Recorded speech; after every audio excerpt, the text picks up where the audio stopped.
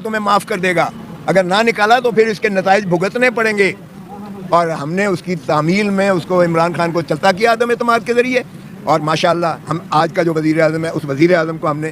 بنا دیا وزیر اعظم پی ڈی ایم کی حکومت نے. اور پھر اس کے بعد جو 16 ماہ انہوں نے اس ملک کی تباہی پھیری، اور 4 ماہ 5 ماہ اس کے بعد جو تسلسل ہوا کیئر ٹیکر گورنمنٹ کا، آج قوم بھگت رہی ہے. سو اگر ایسے میں اگر عمران خان قوم کو اعتماد میں لیتا ہے، جو اس کا فرض تھا، جو ذوالفقار علی بھٹو نے کیا تھا،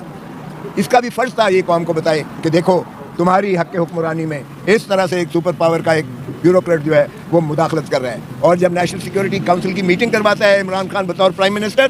چاروں